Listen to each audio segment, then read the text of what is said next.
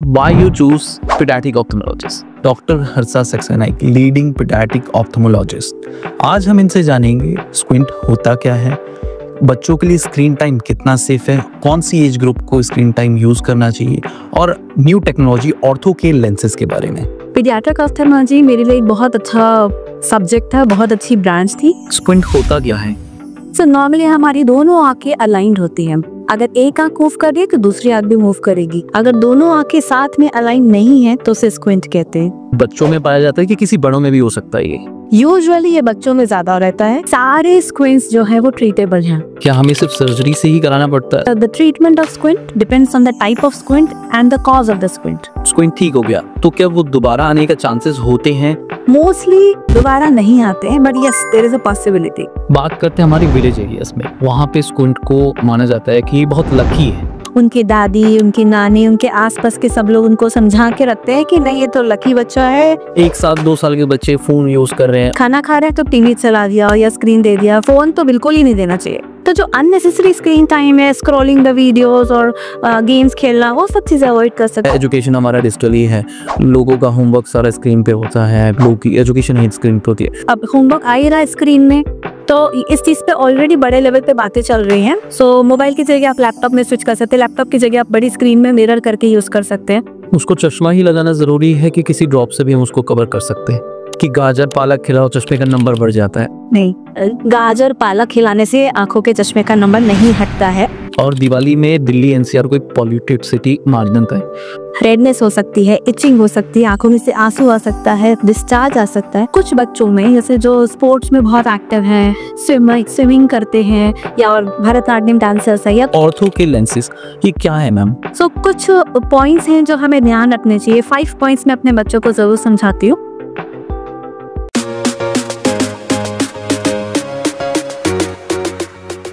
नमस्कार, स्वागत है आपका एक और नए एपिसोड के अंदर। आज हमारी special guest doctor Harsha Saxena, एक paediatric ophthalmologist and skin specialist. Welcome ma'am. Thank you. आज इस एपिसोड के अंदर हम लोग बात करने वाले हैं कि कितना स्क्रीन टाइम बच्चों के लिए सही है, क्या आई सर्जरी करा के हम लोग अपने चश्मे का नंबर हटवा सकते हैं, स्क्विंट क्या होता है, क्या स्क्विंट सर्जरी के थ्रू ठीक किया जा सकता है। तो चलिए स्टार्ट करते हैं।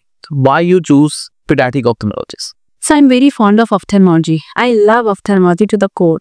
Pediatric ophthalmology मेरे लिए एक बहुत अच्छा सब्जेक्ट था, बहुत अच्छी ब्रांच थी। बिकॉज जब मैं पढ़ाई कर रही थी तो मैंने देखा और मेरे आसपास जितने भी लोग थे वहाँ पे पीडियाट्रिक ऑप्थेल्मोलॉजिस्ट और स्क्विंट स्पेशलिस्ट ज़्यादा थे नहीं। सो मेरा इंटरेस्ट डेवलप हुआ। तो पढ़ते समय हम जितने भी बच्चे आते थे उन्हें हमें रेफर करना पड़ता था, छोटे छोटे बच्चों को रेफर करना पड़ता था जिन्हें दूर जाके अपनी सर्जरी करानी पड़ती थी। इनफैक्ट कुछ लोगों को तो पता भी नहीं होता था कि स्क्विंट ट्रीटेबल है या बच्चों में आंखों की प्रॉब्लम हो सकती है। तो इस अवेयरनेस को फैलाने के लिए और वो जो कमी थी पीडियाट्रिक ऑप्थेल्मोलॉजिस्ट को अपने एरिया में पूरी करने के लिए मैंने पीडियाट्रिक ऑप्थेल्मोलॉजी चूज की। आपने बात करी मैम स्क्विंट की। जी, स्क्विंट होता क्या है? नॉर्मली हमारी दोनों आंखें अलाइंड होती हैं। अगर एक आंख मूव कर रही है तो दूसरी आंख भी मूव करेगी। जहां मूव कर रही है, ऊपर नीचे राइट लेफ्ट जहां भी मूव करेगी वो दोनों आंखें साथ में मूव करती है। This is normal alignment. पर किसी किसी लोगों में, किसी किसी बच्चे में एक आंख और दूसरी आंखों का अलाइनमेंट होता नहीं है। या तो एक आंख अंदर होगी या एक आंख बाहर होगी, ऊपर नीचे किसी भी डायरेक्शन में हो सकती है। अगर दोनों आंखें साथ में अलाइन नहीं है तो उसे स्क्विंट कहते हैं। स्क्विंट बहुत सारे तरीके के होते हैं। वो अंदर की तरफ हो सकता है, बाहर की तरफ हो सकता है, वर्टिकल स्क्विंट हो सकता है, जैसे हम इजोट्रोपिया, एक्सोट्रोपिया और वर्टिकल स्क्विंट्स कहते हैं। मैम जैसे स्क्विंट ये पर्टिकुलर किसी बच्चों में पाया जाता है कि किसी बड़ों में भी हो सकता है? ये स्क्विंट किसी भी एज ग्रुप में हो सकता है। यूजुअली ये बच्चों में ज्यादा रहता है, जो बचपन से होने वाला या जो बचपन से बाय बर्थ भी होता है और बाद में भी एक्वायर्ड भी हो सकता है। किसी भी एज में होता है पर ज्यादातर बच्चों में प्रेजेंट होता है। में भी उसे अगर किसी बच्चे के मतलब किसी बड़े या बच्चे के गलती से आंख में चोट लग जाए और उसका बहना बहन स्टार्ट हो जाए, मतलब आंख का जो पर्दा है वो एक साइड चले जाए, तो वो भी ठीक किया जा सकता है? बिल्कुल। सारे स्क्विंट्स जो है वो ट्रीटेबल हैं किसी न किसी तरीके से। पहले तो स्क्विंट पता करना पड़ता है कि स्क्विंट है कि नहीं है, क्योंकि लेटेंट स्क्विंट्स भी होते हैं, जैसे हम हिडन स्क्विंट बोलते हैं, जो दिखते नहीं है पर वो सिर्फ एग्जामिनेशन में समझ में आते हैं। तो जिस भी तरीके का स्क्विंट है, जिस कारण से स्क्विंट है, वो कारण जैसे ही सॉल्व होगा उसका ट्रीटमेंट अपने आप ही हो जाएगा। तो हर तरीके के स्क्विंट ट्रीटेबल है, पूरी तरीके से ट्रीटेबल है, पर उसके लिए इम्पोर्टेंट है कि स्क्विन स्पेशलिस्ट से मिला जाए। बिल्कुल।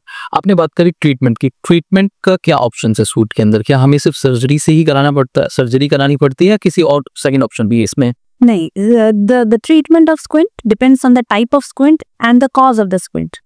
So broadly speaking, जो हमारे स्क्विंट्स होते हैं उसकी ट्रीटमेंट हम 3 तरीके से करते हैं। या तो चश्मे के नंबर से हम ट्रीट कर सकते हैं, किसी किसी को चश्मा नंबर लगा है पर चश्मा वो लगा नहीं रहा है, उसके कारण भी स्क्विंट हो सकता है। तो एक पॉसिबिलिटी तो ये है कि अगर हमने चश्मा लगाया, नंबर ठीक हो गया, विजन ठीक हो गई, तो स्क्विंट ठीक हो जाता है। सेकेंड पॉसिबिलिटी जो रहती है वो रहती है इन एक्सरसाइजेस से। किसी किसी की मसल में इम्बैलेंस रहता है, मतलब बच्चे हैं या इन बड़े भी, जब वो पास में देखने की कोशिश करते तो दोनों आंखें उनकी कन्वर्ज नहीं हो पाती, जिन्हें हम कन्वर्जेंस वीकनेस बोलते हैं। तो कुछ तरीके के स्क्विंट कन्वर्जेंस एक्सरसाइज या डिफरेंट टाइप के एक्सरसाइजेस से ठीक हो जाते हैं। तो second modality is exercise. The third modality and the most common one is the surgery. तो जरूरी नहीं है कि सारे स्क्विंट सिर्फ सर्जरी से ही ठीक हो, बहुत सारे स्क्विंट एक्सरसाइज से, ग्लासेस से भी ठीक हो जाते हैं। Surgery is the last option. किसी भी चीज से अगर ठीक नहीं हो रहा और अगर स्क्विंट सर्जरी के लिए सही है, करना सही है, तो surgery is the last option. अगर किसी ने लाइक चाइल्ड हो या कोई बड़ा आदमी हो, अगर उन्हें स्क्विंट सर्जरी कराई तो उसके विजन में प्रॉब्लम आता है कि नहीं? वो नॉर्मल विजन के लिए बिल्कुल भी नहीं आता। स्क्विंट सर्जरी से विजन में कोई इफेक्ट नहीं आता, बेटर हो सकती है पर कम नहीं होती, because squint surgery is an extra ocular surgery. मतलब हम आंख के अंदर नहीं जाते स्क्विंट सर्जरी करते समय, हम आंखों के बाहर रहते हैं। आंखों में 6 मसल्स रहती है जो हमारी आंख को मूव करती हैं। तो हम ये जो स्क्विंट सर्जरी होती है ये सिर्फ उन मसल्स में सर्जरी होती है। तो जब हम आंख के अंदर ही नहीं जाते तो विजन में कुछ अफेक्ट नहीं होता। पर स्क्विंट सर्जरी के बाद जब अलाइनमेंट नॉर्मल हो जाता है, मतलब एक आंख जो देखेगी वही दूसरी आंख देखेगी और फ्यूजन हो पाएगा, तो छोटे बच्चों में up to the age of 7 to 8 years जब तक डेवलपमेंट चल रहा है तब तक अगर हम स्क्विंट सर्जरी कर देंगे तो because of this fusion 3 dimensional vision या स्टीरियोप्सिस जिससे हम बोलते हैं वो इम्प्रूव हो जाएगी। तो स्क्विंट सर्जरी करने के बाद विजन इम्प्रूव तो डेफिनेटली हो सकती है पर विजन डिटोरेट नहीं होता। ठीक है, अगर स्क्विंट सर्जरी किसी ने कराई और उसका स्क्विंट ठीक हो गया तो क्या वो दोबारा आने का चांसेस होते हैं कि वो एक बार उन्होंने ट्रीटमेंट करा ले, नहीं है वो लॉन्ग लाइफ जब तक वो है तब तक चलता है? मोस्टली दोबारा नहीं आते हैं, but yes there is a possibility, कभी भी दोबारा आ सकता है। कभी भी दोबारा आ सकता है। और कितना टाइम लगता है मैम इसकी सर्जरी में? सर्जरी भी depending on the age of the patient. अगर छोटा बच्चा है तो उसे जीए में करना पड़ता है, जनरल एनेस्थीसिया में करना पड़ता है। तो बिकॉज ऑफ जनरल एनेस्थीसिया उसको पहले एनेस्थीसिया में इंड्यूस करते हैं, फिर सर्जरी करते हैं, फिर एनेस्थीसिया से बाहर निकलते हैं, तो ओवरऑल सर्जिकल टाइम बढ़ जाता है। 45 मिनट्स to 1 hour लगता है बच्चों में। जो अडल्ट होते हैं, अडल्ट में एनेस्थीसिया, जनरल एनेस्थीसिया की जरूरत नहीं रहती। एनेस्थीसिया सिर्फ यहाँ पे आंखों के आसपास देके ही कर सकते हैं। उसमें total duration 20 minutes to 30 minutes के अंदर हो जाती है surgery, depending on the type of muscle and the number of muscles to be operated. आपने बात करी ट्रीटमेंट का, ठीक है। अब इसमें आपको चैलेंजेस क्या आते हैं? देखिए बड़ा आदमी तो ठीक है, हम लोग आराम से बड़े आदमी सर्जरी करा सकते हैं, बट आप बच्चों की जब बात आती है तो आपको चैलेंजेस क्या फेस होते हैं? क्योंकि बच्चा तो बिल्कुल शांति से बैठ नहीं सकता। बच्चों में सर्जरी करने में बहुत सारे चैलेंजेस हैं। सबसे पहले तो प्री ऑपरेटिव एग्जामिनेशन में बहुत दिक्कत जाती है। अगर हम अडल्ट को एग्जामिन करते हैं तो उसमें 10 मिनट में पूरा एग्जामिनेशन हो जाता है। जहां मैंने देखने को बोला पेशेंट वहां देखता है, पास में देखने को बोला, दूर देखने को बोला पेशेंट देखता है। पर बच्चे कोऑपरेट नहीं करते, उनके एग्जामिनेशन करने में आधा घंटा लगता है। बिकॉज अलग अलग कभी फोन दिखाएंगे, कभी छोटी छोटी गेम्स दिखाएंगे, कभी कुछ दिखाएंगे, वो एग्जामिन करना पड़ता है। प्री ऑपरेटिव असेसमेंट बहुत इंपॉर्टेंट है क्योंकि सर्जरी किस स्क्विंट की करनी है, कितना स्क्विंट है जिसके लिए सर्जरी करनी है, वो इम्पोर्टेंट है।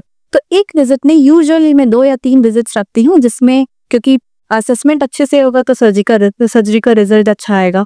तो ये एक चैलेंज है। सेकेंडली जो सबसे बड़ा चैलेंज है बच्चों की सर्जरी करने में वो है जनरल एनेस्थीसिया। छोटे छोटे बच्चों में एनेस्थीसिया देने में बहुत सारे टेस्ट करने पड़ते हैं और एक लंबा प्रोसीजर हो जाता है कि एक दिन तक उसको रात को भूखा रखना है, फिर सुबह उसकी सर्जरी होगी, एक दिन तक उसको मॉनिटरिंग में रखना है। तो ये सब चीजें, ये सारे चैलेंजेस होते हैं। सर्जरी पर से में कोई ज्यादा डिफरेंस नहीं होता, बट सर्जरी के बाद फिर असेस करना है, हर बार उसको ड्रॉप डालना है। 1 हफ्ते तक तो बच्चे ड्रॉप्स भी नहीं डालते, पकड़ के आँख खोल के बड़ी मुश्किल से ड्रॉप डालना पड़ता है। ये सारे चैलेंजेस रहते हैं। But having said this, challenges के बाद में जो रिजल्ट आता है वो बहुत अच्छा होता है, वो बहुत फुलफिलिंग होता है, क्योंकि स्क्विंट करेक्शन तो हो जाता है, वो तो बाद में भी हो जाएगा, पर बच्चों में स्क्विंट करेक्शन करने की वजह से जो उनका विजुअल डेवलपमेंट, जो उनका थ्री डायमेंशनल विजन रहता है, वो भी इंप्रूव हो जाता है। फॉर एग्जाम्पल, कुछ लोग अगर बाद में सर्जरी कराए स्क्विंट की, तो उनका 3D विजन डेवलप ही नहीं होगा। अगर उनको एयरफोर्स में जाना है, या अगर उनको सर्जन बनना है, या कोई ऐसी प्रोफेशन में वो जाना चाहते हैं जिसमें 3 डायमेंशनल विजन की जरूरत है, तो वो ऑप्ट ही नहीं कर पाएंगे। पर अगर यही सर्जरी 7 साल के अंदर हो गई, बच्चों में हो गई, तो उनका विजुअल डेवलपमेंट नॉर्मल होगा, वो बाद में ये सारे प्रोफेशन को ऑप्ट कर सकते हैं। सो उसका जो रिजल्ट मिलता है वो बहुत फुलफिलिंग होता है। हाँ, चैलेंजेस तो डेफिनेटली हैं। एक चैलेंज की और बात करता हूँ मैं। देखिए, मेट्रो टीयर 1 टीयर 2 सिटीज के अंदर एजुकेटेड पीपल्स रहते हैं। बात करते हैं हमारी विलेज एरियाज में, वहां पे स्क्विंट को माना जाता है कि ये बहुत लकी है, ठीक है। तो वहां आपको अगर कोई विलेज एरिया से कोई पेशेंट आए, तो वहां पे आपको क्या चैलेंज आता है? उनको कैसे आप समझाते हैं कि नहीं, ये इसको ठीक किया जा सकता है, उसकी लाइफ बेटर हो जाएगी आके? तो इसमें बहुत मुश्किल होता है, बच्चे नहीं पहली चीज तो वहां से आते ही नहीं है लोग, उनकी दादी, उनकी नानी, उनके आसपास के सब लोग उनको समझा के रखते हैं कि नहीं, ये तो लकी बच्चा है और बस भेंगापन है, इसको ठीक नहीं। उनको पता ही नहीं होता कि ये ठीक हो सकता है। तो उनको इस चीज की अवेयरनेस फैलाना, उनको ये चीज समझाने में बहुत टाइम लगता है। पर फिर भी आजकल बिकॉज अवेयरनेस बेटर हो रही है, तो लोग आते हैं, उन्हें 1-2 बार समझाना पड़ता है, उनको सारी चीजें दिखानी पड़ती है, उनको आई का मॉडल दिखा के मैं समझाती हूँ। जो पेशेंट्स ऑलरेडी ऑपरेट हो चुके हैं उनकी फोटोज दिखाती हूँ, उनसे बात करवाती हूँ, तो वो समझते हैं। धीरे धीरे टाइम जरूर लगता है, पर समझते हैं। आजकल समझने लगे हैं और आने लगे हैं। सो पहली चीज तो ये इंपॉर्टेंट है समझना कि ये ट्रीटेबल, लोगों को समझ ही नहीं आता कि ये ट्रीटेबल। सेकेंडली, ये इंपॉर्टेंट है समझना कि ट्रीटेबल है और उसका ट्रीटमेंट जल्दी कराना है। ट्रीटमेंट ऑप्शंस तो बहुत सारे हैं और हो ही जाता है, पर एक बार उस स्टेज तक तो पहुंचे कि हाँ, ट्रीटमेंट कराना है और ट्रीटेबल है, फिर तो हो ही जाता है सब चीजें ठीक है।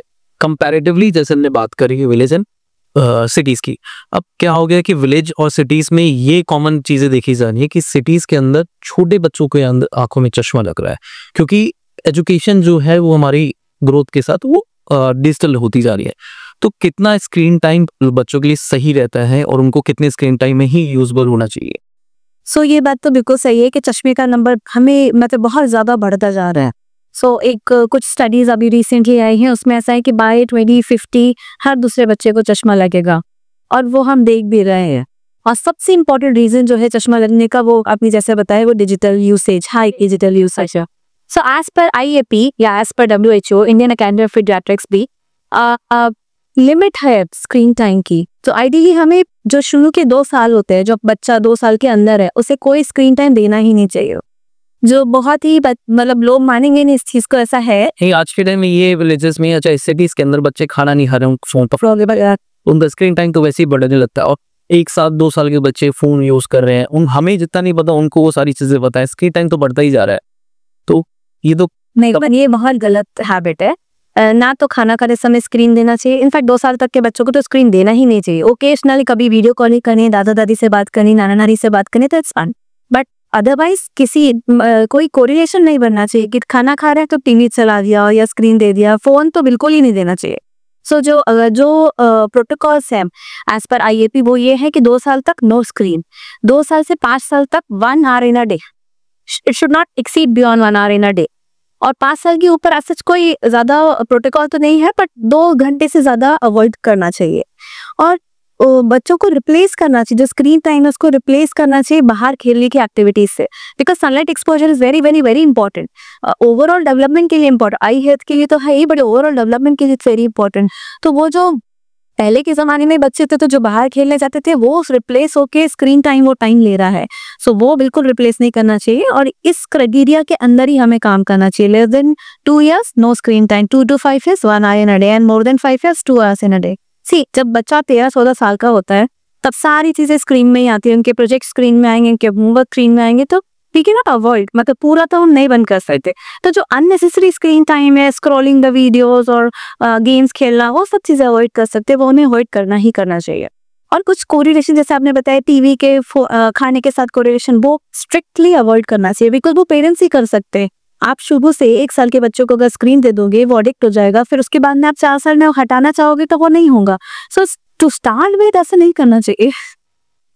इसमें कोई एक्सरसाइज इंपॉर्टेंट है कि अगर कोई बच्चा, जैसे आप अभी क्या एजुकेशन हमारा डिजिटली है, लोगों का होमवर्क सारा स्क्रीन पे होता है, लोगों की एजुकेशन ही स्क्रीन पे होती है, कोई बच्चों को एक्सरसाइज करानी चाहिए इसमें कि उनकी आई में इफेक्ट ना पड़े, उनका मसल में इफेक्ट ना पड़े? कोई भी एक्सरसाइज करके उसकी हार्मफुल इफेक्ट को नलीफाई नहीं कर सकते।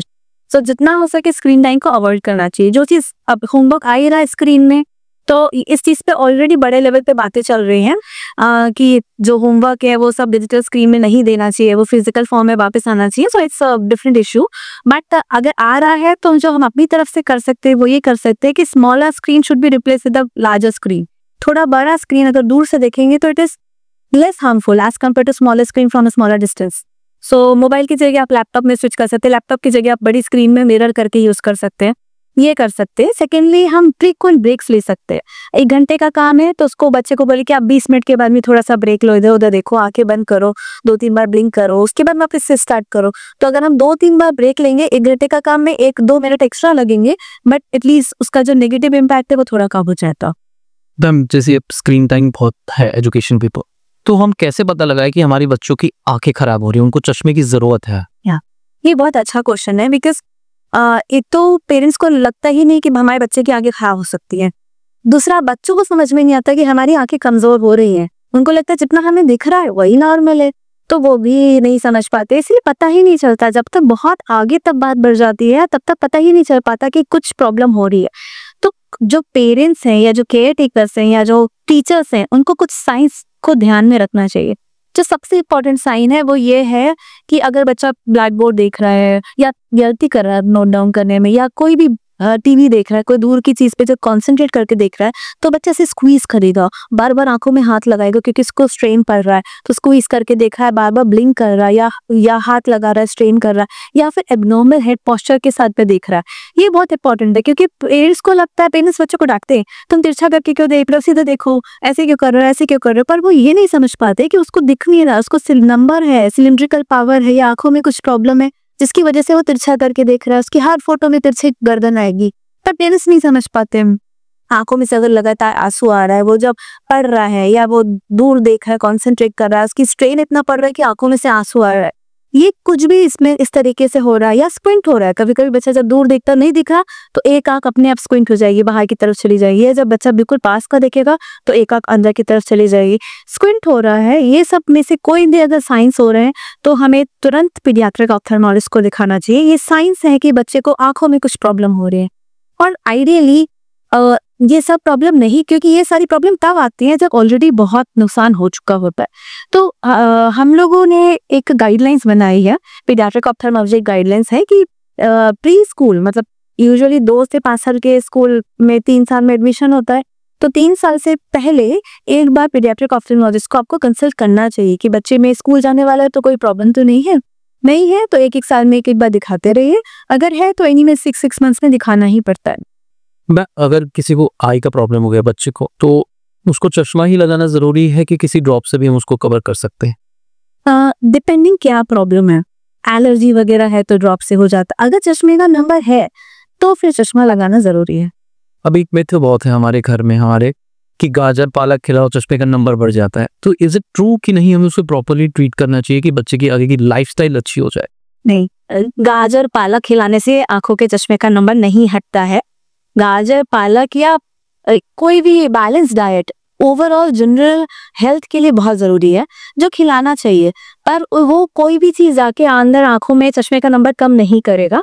अगर आपकी डाइट अच्छी रहेगी, अगर आपका ओवरऑल हेल्थ अच्छी रहेगी, तो मे भी प्रोग्रेशन जो होता है चश्मे का, हर 6-6 महीने में जब चश्मे का नंबर बढ़ता है उसमें थोड़ी कमी आ जाएगी, बट उससे चश्मे का नंबर नहीं हटता।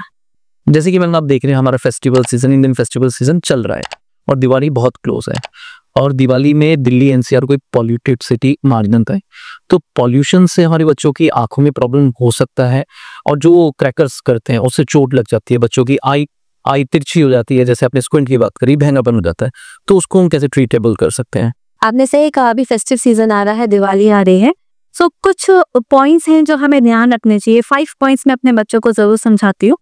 वो है कि क्रैकर्स चलाते समय हमेशा अंडर सुपरविजन चलाना चाहिए। कोई अडल्ट उनके साथ हमेशा रहना चाहिए।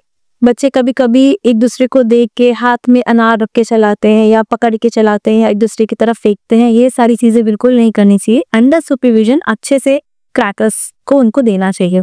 सेकेंडली, एक प्रोटेक्टिव आई गियर जरूर पहनना चाहिए।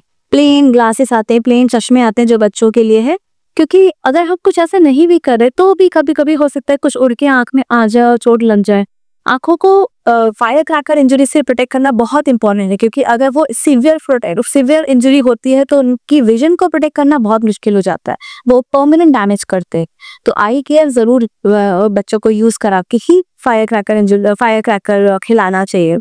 थर्डली, एक बकेट हमेशा पानी की भर के रखनी चाहिए, इन केस कुछ भी बर्न्स होते हैं या कुछ होता है तो वो रहे तुरंत।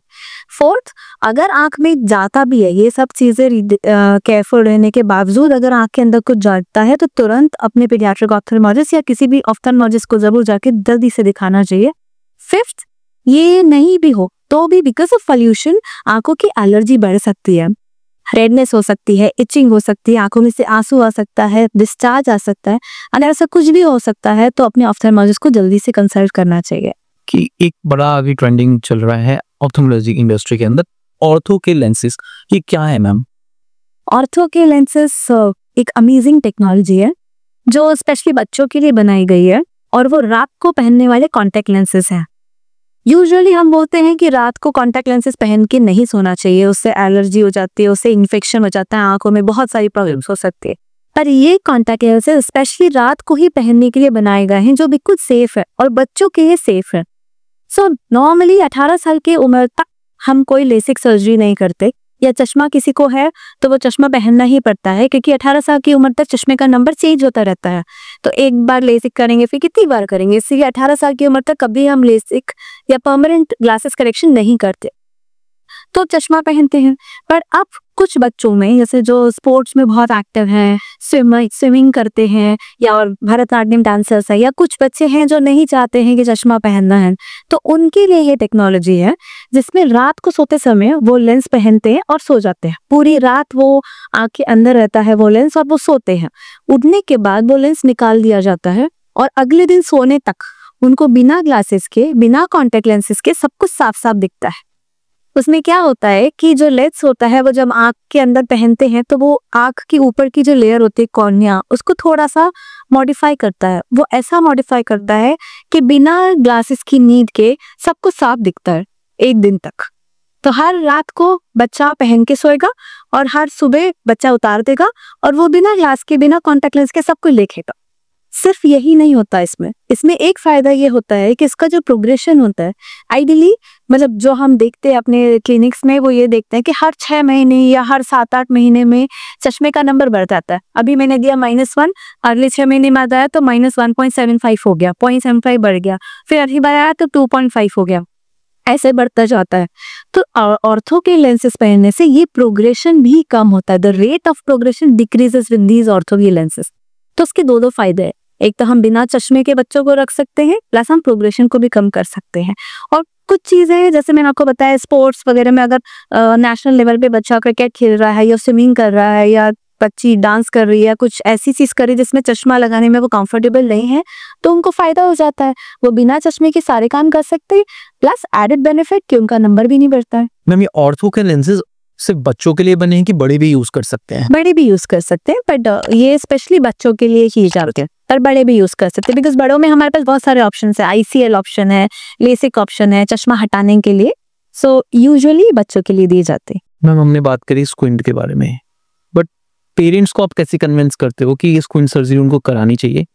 और बच्चों के साथ तो काफी चैलेंजेस आपने बताया आता है, तो क्या सीवियर प्रॉब्लम होती है सबकी चीजों में, थोड़ा बताइए। स्क्विंट सर्जरी बहुत बड़ी सर्जरी नहीं होती है, वो बड़ी इसलिए बन जाती है क्योंकि बच्चों में होती है। तो जब बच्चों में होती है because of GA, because of associated complication की आंखों में ड्रॉप डालना है और एग्जामिन करना है, इसीलिए वो बड़ी बन जाती है।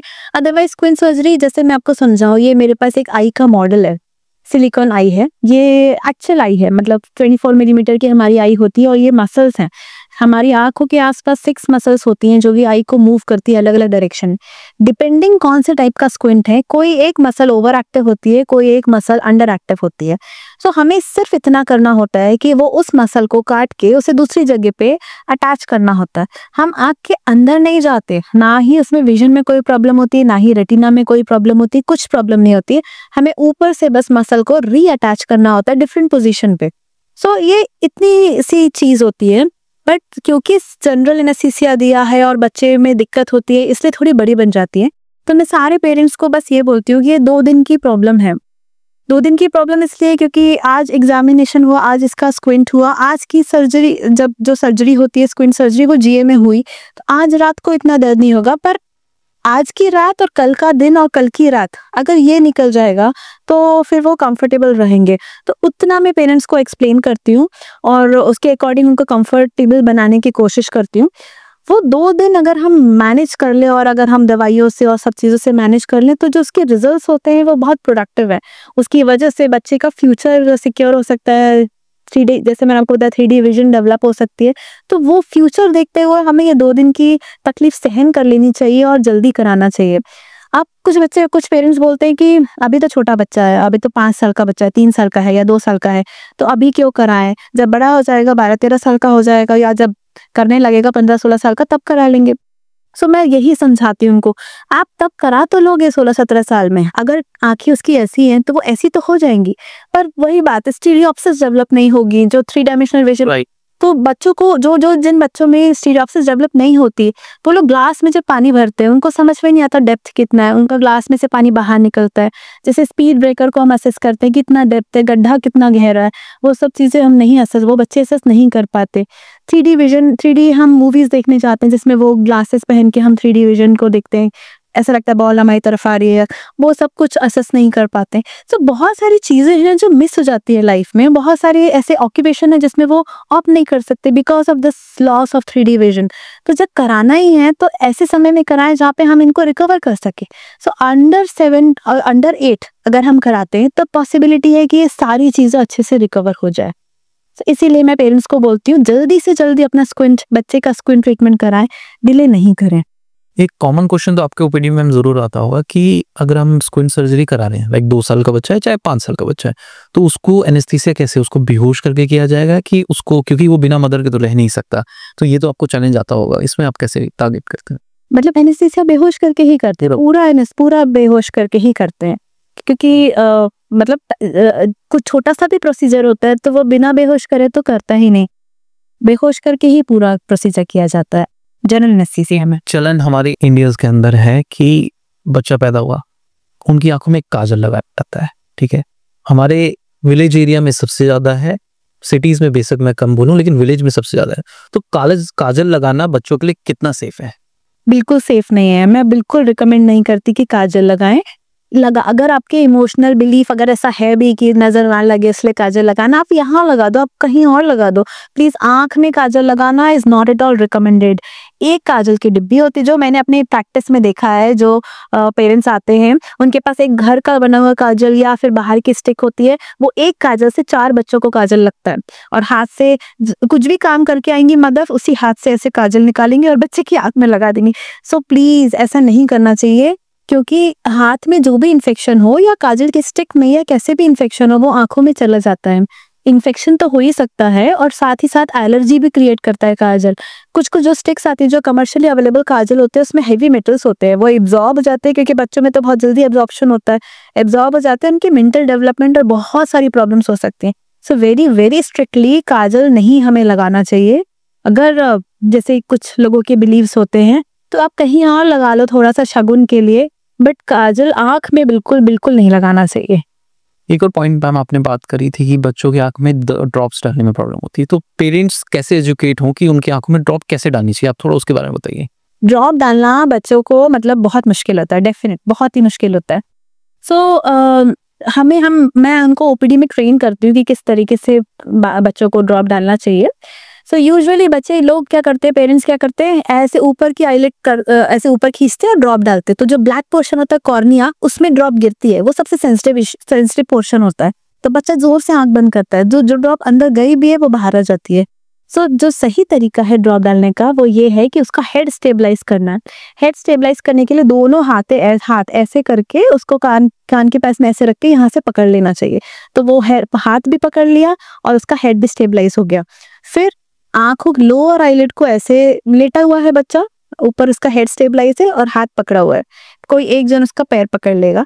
फिर लोअर आईलिड को इस तरीके से नीचे करना है और एक ड्रॉप लोअर आईलिड का जो सैग बनता है जब ऐसे अपन उसको पुल करते हैं उस जगह पे डालना है और बस हल्के से वो आंख बंद कर लेगा, वो अपने आप इसका एब्जॉर्प्शन हो जाएगा। एक ड्रॉप इज इनफ, जो जल्दी से एब्जॉर्ब हो जाती है।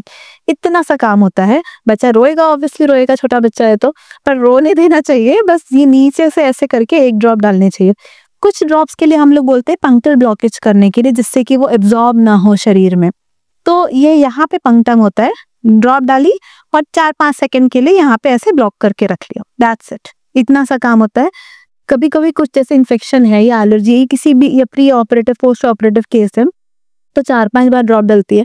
तो इस पूरे प्रोसीजर में उसको पकड़ाओ, ड्रॉप डाली, हार्डली 6 से 7 सेकेंड लगते हैं, इतना ही टाइम लगता है। और फिर तुरंत उसको गोदी में ले लिया, उसको बहला लिया, तो इतना टाइम देना पड़ता है। अब अगर बच्चों को ऐसे नहीं पकड़ा गया तो वो हाथ पैर मारते हैं, वो हाथ पोंछते हैं, बाद में आँख खोलते ही नहीं है, तो वो टाइम एक्सटेंड होता जाता है। फिर पेरेंट्स भी फ्रस्ट्रेट होते हैं कि हमसे ड्रॉप नहीं डालते बन रही, और बच्चा भी बोलता है कि हमको बार बार पकड़ के ड्रॉप डाल रहे हैं। तो रिसेंटली मैम आपने एक कैंप ज्वाइन किया था ऑटिज्म के लिए, जो विजनलेस बच्चे हैं उनके लिए, तो आपको कितना कनेक्टेड हुए थे आप वहाँ पे, आपको कितना सेटिस्फेक्शन मिला था? बहुत अच्छा एक्सपीरियंस था मेरे लिए। पीडियाट्रिक ऑफ्थेल्मोलॉजी मतलब उसमें एक पोर्शन ऑफ बच्चे और जो पेशेंट्स आते हैं वो ऐसे पेशेंट्स आते हैं जो नॉर्मल से थोड़े कमज़ोर हैं। एक्चुअली ऐसा नहीं बोलना चाहिए कमज़ोर हैं, वो स्पेशली एबल्ड है, वो किसी और फॉर्म में ज़्यादा अच्छे से काम कर पाते, जिन्हें हमारी जो डेफिनेशन है नॉर्मल की वो उसमें नहीं रहते, पर वो बहुत अच्छे तरीके से, जिसे हम स्पेशली एबल्ड बोलते हैं, वो रहते हैं। तो जिस भी तरीके के स्पेशली एबल्ड बच्चे रहते हैं उनमें कई सारे लोगों में आंखों में प्रॉब्लम होती है, चाहे वो रिफ्रैक्टिव एरर हो, चाहे वो केरेटोकोनस से रिलेटेड हो, एलर्जी हो, बहुत सारी प्रॉब्लम्स रहती है, पीडियाट्रिक कैटरैक्ट हो, ये सब चीजें रहती हैं। पर प्रॉब्लम ये होती है नॉर्मल बच्चों और ऑटिज्म के बच्चों में, बच्चे बता नहीं पाते, ऑटिज्म के बच्चे बता नहीं पाते कि मुझे कम दिख रहा है, वो नहीं समझ पाते और बता भी नहीं पाते। तो उनकी, मैं अभी रिसेंटली उसी स्पेशल स्कूल में गई थी ऑटिज्म के बच्चों को स्क्रीन करने के लिए। तो उसमें बहुत सारे बच्चों को कई सारी प्रॉब्लम्स निकली और ये समझ में आया, बच्चे काफ़ी बड़े थे, 12-13 साल के बच्चे थे, पर उनकी जो मेंटल एज थी वो थोड़ी सी कम थी। तो कई सारे बच्चों को काफ़ी ज़्यादा नंबर निकला, -4, -5, और जब वो चश्मा लगाया गया तो उनकी जो लर्निंग एबिलिटी थी वो बेटर हो गई। मतलब ये समझ में आया कि अगर ये चश्मा इनको पहले लग जाता तो शायद उनकी बेटर लर्निंग एबिलिटी होती। वो चश्मा लगने के पहले नहीं पढ़ पा रहे थे, टीचर्स को लग रहा था शायद उनको समझ नहीं आ रहा, शायद वो पढ़ नहीं पा रहे हैं, शायद वो समझ नहीं पा रहे हैं ये A है, B है, C है, जो भी। पर जैसे ही चश्मा लगा उन्होंने ऊपर से नीचे तक पूरा पढ़ लिया। तो ये समझ में आया कि वो बिकॉज वो लोग पढ़ ही नहीं पा रहे थे, दिख ही नहीं रहा था उनको, इसीलिए नहीं समझ पा रहे थे। सो किसी भी ऑटिज्म के बच्चे में या जो भी स्पेशली एबल्ड बच्चे हैं उनमें भी आई स्क्रीनिंग बहुत इंपॉर्टेंट होती है और वो ज़रूर कराना चाहिए, क्योंकि जब तक बच्चे को दिखता नहीं है तब तक लर्निंग एबिलिटी कम होती है। इनफैक्ट नॉर्मल बच्चों में भी मैंने ये नोटिस किया है, कई बार पेरेंट्स आते हैं बच्चों को लेके कि ये तो पढ़ता ही नहीं है, ये तो ढंग से कॉपी ही नहीं करता, मतलब उसका इंटरेस्ट ही नहीं रहता पढ़ाई में। पर जैसे ही आप उसको चश्मा लगाते हैं उसका इंटरेस्ट डेवलप हो जाता है, क्योंकि अब वो दिखने लगता है उसको। वो शुरू में कोशिश करता है देखने की पर उसको दिखता ही नहीं है, तो उसका इंटरेस्ट चला जाता है, जैसे ही दिखने लगता है उसका इंटरेस्ट आ जाता है। Ma'am recently I am seen social media कि लोग या फीमेल्स, ज़्यादातर फीमेल्स लाइक जिनकी वेडिंग है या किसी पार्टीज में जा रही हो, कलरफुल कॉन्टैक्ट लेंसेज यूज़ करती हैं। तो हमारी आई के लिए कितना सेफ है? क्योंकि मैंने काफ़ी देखा है कि वो निकालने जाती है और वो पूरा फैल जाता है हमारी आईज के अंदर। तो वो सेफ है हमारे, हमें यूज़ करना चाहिए कि हमें उसको बिल्कुल अवॉइड करना चाहिए? कॉन्टैक्ट लेंसेज अगर सही तरीके से यूज किया जाए तो सेफ है, क्योंकि थेराप्यूटिक कॉन्टैक्ट लेंसेज भी होते हैं जो चश्मे की जगह हम यूज करते हैं। तो उन्हें अगर अच्छे से हाइजीन फॉलो करके, हैंड वॉश करके, प्रॉपर जो कॉन्टैक्ट लेंस का सोल्यूशन आता है वो अच्छी कंपनी का यूज करेंगे, सो काफी सेफ है। अगर आपने सारे रूल्स फॉलो किए, साफ तरीके से काम किया तो सेफ है। कलरफुल जो लेंस आते हैं जो कॉस्मेटिक पर्पस के लिए आते हैं, वो भी अगर आपने अच्छी कंपनी से लिए और अगर आपने अच्छे से हाइजीन के साथ यूज़ किया, वो भी कुछ समय के लिए तो सेफ रहते हैं। बट कुछ रूल्स हैं जो हमें फॉलो करने चाहिए कि उनको रात को लगा के नहीं सोना, उसके साथ हमें आई मेकअप नहीं करना है, उसके साथ हमें आंखों को रब नहीं करना है, हमेशा हाथ वॉश करके अच्छे से ही उसको रिमूव करना है या अप्लाई करना है। अगर ये सब चीज़ें फॉलो करिए और ओकेशनल किया तो it is quite safe. Otherwise अगर ये बहुत फ्रीक्वेंटली हो रहा है और इसमें से कुछ भी फॉलो नहीं किया और अगर इन्फेक्शन हुआ तो फिर वो अनसेफ हो जाता है।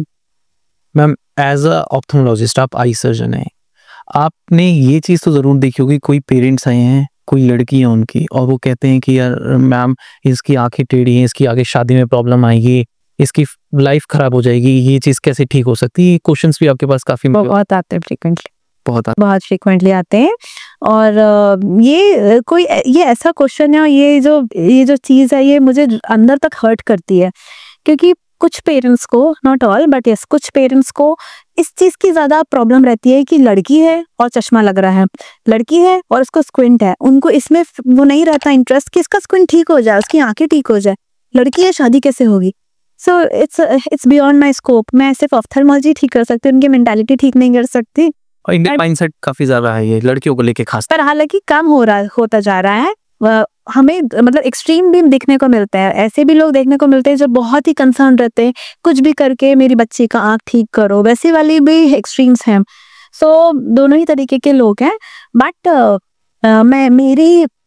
मेरा एम ये रहता है उन लोगों को समझाना कि हमारा एम है हमें उसकी आँख, उसका फ्यूचर सिक्योर करना, उसकी आंखें ठीक करनी, जिससे वो इंडिपेंडेंटली या सब काम अपने हिसाब से अच्छे से कर पाए। इसको ये ना लगे कि मेरी आंखें खराब हो गई और ठीक नहीं हुआ, बाद में उस आंख की वजह से शादी हुई नहीं हुई, व्हाटएवर जो भी है वो, मतलब इट्स अ डिफरेंट इशू। जो आपकी स्क्विंट के कारण अगर आप शादी नहीं करे तो बाद में भी बिना स्क्विंट के भी शादी क्यों करना है उससे।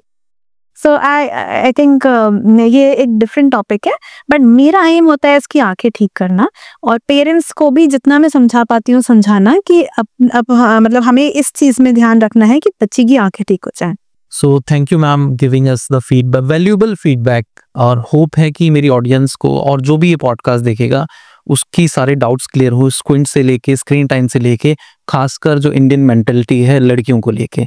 So thank you so much.